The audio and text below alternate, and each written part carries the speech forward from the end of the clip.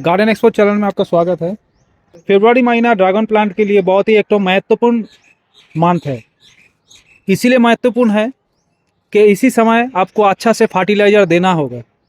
तो धीरे धीरे ठंड जो है ख़त्म हो रहा है और गर्मी का समय शुरू हो रहा है। गर्मी का सीजन जब चालू हो जाता है तो ड्रैगन प्लांट में भी नया नया ब्रांच निकलना शुरू हो जाता है। देखिए कितना सारा अभी ब्रांच निकल रहा है नया नया। इतना दिन से ड्रैगन प्लांट डोरमेंसी में था, तो डोरमेंसी में भी ड्रैगन प्लांट में नया नया ब्रांच निकलता है। लेकिन जैसे जैसे गर्मी आ जाता है वैसे वैसे ड्रैगन प्लांट में नया नया ब्रांच बहुत ज़्यादा मात्रा में निकलना शुरू हो जाता है। तो इसी समय ड्रैगन प्लांट के लिए अच्छा से अगर फर्टिलाइज़र कर दीजिएगा तो आने वाले समय में ड्रैगन प्लांट में बहुत अच्छा से फ्लावर भी आपको दिखेगा। तो आज स्टेप बाय स्टेप आपको दिखाएंगे फर्टिलाइज़र आप कैसे इस्तेमाल करिएगा, ब्रांच को कैसे आप चूज़ करिएगा कि कौन सा ब्रांच रखना है और कौन सा ब्रांच काट देना है। और तीसरा है इस समय फंगीसाइड का आप कैसे इस्तेमाल करिएगा और कौन सा फंगीसाइड इस्तेमाल करिएगा। तो पहले आपको दिखा देते हैं कौन सा ब्रांच को आप रखिएगा और कौन सा ब्रांच को आप काट के हटा दीजिएगा। पहले तो आपको देखना होगा कौन सा ब्रांच का आपका ग्रोथ अच्छा है। देखिए यहाँ भी देखिए ये सब ब्रांच जो है जिसका आगे का हिस्सा देखिएगा कि बढ़ रहा है, इसका ग्रोथ अच्छा है, ये ब्रांच जो है आपको रखना है। और ऐसे कुछ ब्रांच आपको दिखेगा जिसका ग्रोथ एकदम रुक गया है और आगे का पोर्शन जो है और बढ़ नहीं रहा है, ये सब ब्रांच जो है आपको काट के हटा देना होगा। अगर ये ब्रांच 1 फुट के नीचे होगा तो कोशिश करिएगा कोई भी ब्रांच जो है 2 से 3 फीट के करीब बढ़ेगा तभी जाके उसका रखिएगा। अगर 1 फीट के नीचे में अगर कोई भी ब्रांच है तो इसको काट के आपको हटाना होगा। दूसरा है साइड से देखिए बहुत ब्रांच निकलता है। देखिए यहाँ से ब्रांच आपको दिखेगा, देखिए साइड से बहुत ब्रांच आपको निकल रहा है। इसमें भी आपको चूज़ करना होगा, ज़्यादा अगर नीचे से ब्रांच निकल रहा है तो उसको भी काट के आपको हटाना होगा। जैसे यहाँ से या यहाँ से ब्रांच अगर निकल रहा है तो काट के आपको हटाना होगा। या तो आपको देखिएगा ये एक तो ब्रांच है, ब्रांच के अगर आगे तरफ कोई भी और नया ब्रांच निकलेगा तो उसको हटाना होगा। ब्रांच वही रखना है जो ये फ्रेम का जो स्ट्रक्चर बना हुआ है, स्ट्रक्चर के ऊपर से अगर कोई भी ब्रांच निकलेगा तो ब्रांच को रखना होगा। देखिए यहाँ से भी ब्रांच निकल रहा है, ये सब ब्रांच रखना होगा। और देखिए यहाँ से एक तो ब्रांच निकल रहा है, इसको आपको दिखा रहे हैं। ये देखिए यहाँ से अगर ब्रांच निकलेगा ना तो ये ब्रांच से जो है इस ब्रांच का लोड से ये भी ब्रांच जो है टूट जाएगा। तो इसीलिए ये सब ब्रांच नहीं रखना है, इसको काट के हटा देना होगा। अभी रखना है, देखिए यहाँ से ब्रांच निकल रहा है। अगर यहाँ से ब्रांच निकल रहा है तो इसका लोड जो है नया ब्रांच का जो लोड है इसमें उतना नहीं आएगा, इसीलिए कि यहाँ स्ट्रक्चर है तो ये सब ब्रांच आप रख सकते हैं।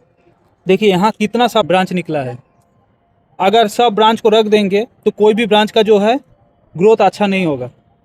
इसमें भी हमको कुछ ब्रांच जो है हटा देना होगा, इतना सारा ब्रांच एक ही साथ नहीं लेना है। देखिए आगे में भी यहाँ से भी देखिए ब्रांच निकल रहा है, ये सब ब्रांच को भी हटा देना होगा।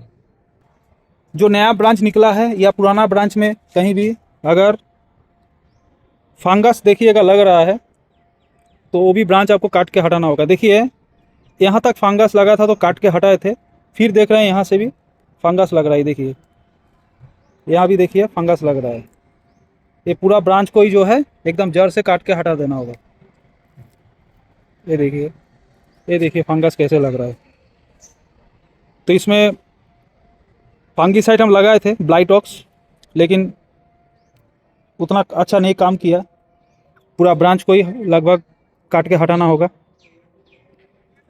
तो ऐसे आप ध्यान में रखना होगा। और हफ्ता में एक दिन ज़रूर कोई भी फंगीसाइड आप स्प्रे कर दीजिए। मैं तो ब्लाइटॉक्स इस्तेमाल कर रहा हूँ, उससे पहले बहुत फंगीसाइड इस्तेमाल किया लेकिन उतना फ़ायदेमंद नहीं रहा। ब्लाइटॉक्स थोड़ा सा अच्छा काम किया है। नया और कोई भी ब्रांच में फंगस नहीं लगा, और पुराना जो भी ब्रांच में फंगस लगा था वो धीरे धीरे देखिए ठीक हो गया है। अभी फर्टिलाइज़र के बारे में आपको बताते हैं, कौन सा फर्टिलाइज़र इस समय आप दीजिएगा। इस समय आपको वही फर्टिलाइज़र देना है जो फर्टिलाइज़र से प्लांट को अच्छा से ग्रोथ मिल जाए, आने वाले समय में जल्दी से फ्लावर भी आ जाए, ऐसा ही आपको फर्टिलाइज़र देना है। इसमें 3 ठो प्लांट लगा हुआ है, तो 3 ठो प्लांट के लिए लगभग ½ किलो गोबर का खाद या वर्मी कंपोस्ट आपको लेना है। तो ½ किलो वर्मी कंपोस्ट या गोबर का खाद लीजिए। दूसरा है बोन डस्ट। बोन डस्ट में कैल्शियम मिल जाएगा, बोन डस्ट में फास्फोरस भी मिल जाएगा, और ये धीरे धीरे प्लांट को बहुत दिन तक फास्फोरस और कैल्शियम देते रहेगा। तो लगभग ये 3 प्लांट के लिए 2 चम्मच, जो बड़ा वाला चम्मच आता है, 2 चम्मच बोन डस्ट आपको लेना होगा। तीसरा फर्टिलाइज़र है हॉर्न मिल। तो हॉर्न मिल लगभग 2 मुट्ठी लीजिए। ये 3 प्लांट के लिए आपको 2 मुट्ठी लेना है। थोड़ा कम ज़्यादा अगर हो जाए तो कोई दिक्कत नहीं है, इसीलिए कि ये पूरा ऑर्गेनिक फर्टिलाइज़र है। तो चौथा आपको एक तो फर्टिलाइज़र लेना है, वो है पोटास।